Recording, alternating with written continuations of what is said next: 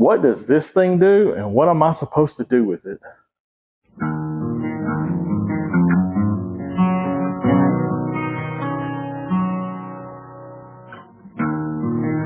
Welcome to another Countryside Adventures video. I want to share some information with you that Colin and I have discovered over the last few years. The process of changing out a sight tape on a Spot Hogg or a Hogg Father sight. And there's a couple of different models that use the same sight tape. Ours just particularly is the Hogg Father, and it's the dovetail mount style instead of the Picatinny. They're all going to be about the same as far as the sight tape goes. And the accuracy of your sight tape can change, and it can change for several different reasons. Maybe you've increased or even decreased the poundage on your bow via the bolts for the limb adjustments, or the string has just maybe stretched just slightly and everything is still in time. So maybe your adjustment or your accuracy for your sight tape has changed just slightly. And this sight tape Colin's had on here a while, and he's pretty much maxed out this Venom 30 that he's been shooting for about the last year and a half. And the reason why is he has pretty much bottomed out the limbs, and he's shooting about 70, 71 pounds at this point. And this sight tape has been on there for a little while. So at 20 yards, he was about 2.5 yards off, and out to 60 yards, he was as much as 4 yards off. So with that 2.5 to 4 yards off, what we've done is we've gone out and he shot really consistent at 60 yards, and we worked our way back to that 60, 20, 30, 40, and we made sure that we were staying consistent at that 60. And once we were out to that 60, we now have our primary pointer, our first pointer, and it's just below 60. And I can give you an exact measurement here. We are actually at about 65.5 or so. So to continue this, to keep it really simple, what I'm going to do is I'm going to go ahead and pull the dovetail off. And I know what hole that we use for our adjustment on our dovetail. So it's just a thumb screw. So now that we have just the sight unit detached from the bow, go ahead and get a good look at this. And you can see from our primary pointer, so it's about 65.5 or so. It's somewhere right in between the 65 and the 66 mark from our primary or the top pin. So that's where we landed at 60. And then what we have done is we just took our 20 at the very top. You can see it's kind of cut a little bit, but it's no big deal. We still got the idea. And what we did was just line that up with our 20 there at the green. So we're going to line those up, hold it in place. And then as we go around, we're going to line up where that pointer's at, and you can see there's a 60 in the yellow. And so if we look at that, what we get is a number 4. So once I know that I need a number 4, I can just go to my sight sheets, and I can pull my number 4 out, and we're going to cut this down, and we can go ahead and install it. So now we've got one side of our number 4, and there is our number 4 sight tape. That gives us a pretty clean cut on our number 4 sight tape. And what I'm going to do is I'm going to leave this locked into position. And I know that that top pointer is my 60-yard mark. Now I'm going to go ahead and try to pull this sight tape off of there and get it cleaned up. I don't know how this is going to go. It may be stuck on there pretty good because it has been on there a while. So we'll see how this goes. Okay, so it didn't come off of there extremely clean. I'm going to go ahead and grab some cleaner, see what I can do to clean this up. I'm going to start with one of my favorite cleaners, and this is Chemical Guys Nonsense. And this is actually primarily an automotive cleaner. But this is absolutely one of the best cleaners that I have ever personally used. It's non-odor, non-staining.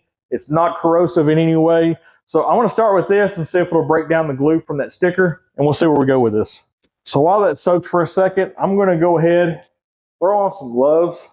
Even though the Chemical Guys Nonsense isn't really harsh, I'm going to let that soak for a second, and then I may actually grab a plastic scraper and just see if I can get some of that heavier residue off of it really quick.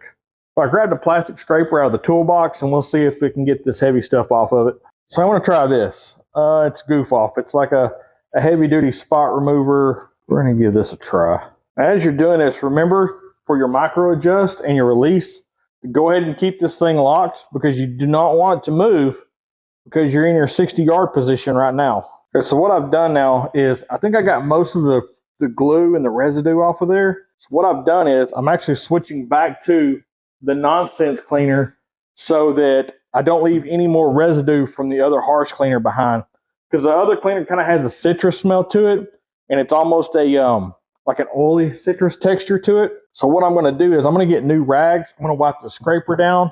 I want to get rid of any residue possible to make sure that our new sight tape sticks really well. Now the good thing about this Nonsense, even with me putting some excess on there to try to get rid of all that residue came off from that other harsh cleaner, it's going to dry really clean fairly quick. Now, it's definitely not going to dry quick as in like brake cleaner quick, but it's also not going to hang out for any crazy length of time either. So we can kind of move forward with what our goal here is, and that is getting our sight tape in position and onto our sight. We'll go ahead and get a clean paper towel just to make sure we're doing this as thorough as possible. I'm just going to use canned air and try to get out all the moisture that I can now. Okay, I think that is about clean as that's going to get. One little spot right there, come off pretty easy. That is about as clean as we could possibly ask for. And I'm definitely not going to tell you no lies here. That took a little bit of effort and some time for sure. But it's cleaned up and we are ready for our next sight tape. Now to install the sight tape, I'm going to go ahead and take these gloves off. That way I have a little more dexterity because I'm afraid I mess this up pretty bad if I have gloves on. Got our sight tape. I'm going to go ahead and peel the back off. One of the things that I found makes these sight tapes a little easier for me to handle personally anyway is I like to just take a utility knife and I can slip it right between the paper backing and the sight tape. And once I'm in between sight tape and that paper backing, I don't have to get the oil from my hands on that sight tape. I can hold it by the sides. Now it's much easier to manage. I want to get that 60 lined up right on that pointer. And once that 60 is lined up on that pointer, you can see how that sight tape is extremely crooked. I'm going to want to navigate it into a good position. So on the inside and the outside of this reel, it's a small ridge you can feel with your finger. And so my goal is I want to take this sight tape and I want to follow this inside ridge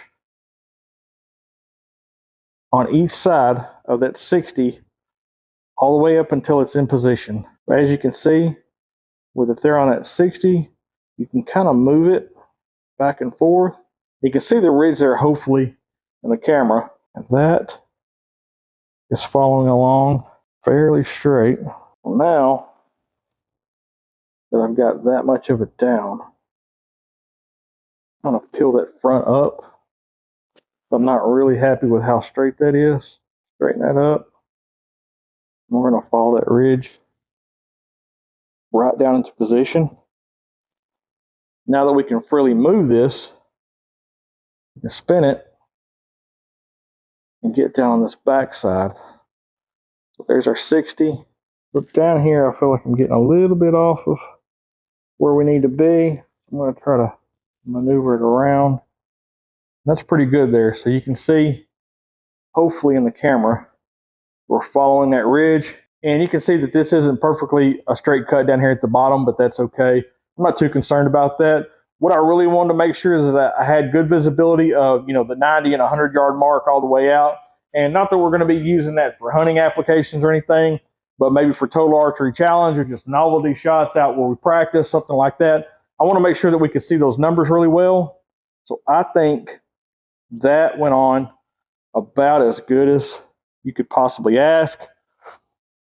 We got good pointer indication on our lines. And now if we have to do any fine tuning for our pointers, we can just loosen up the set screw and we can do some fine tuning with our pointers if need be. If not, we should be good to go. We should be extremely close if not.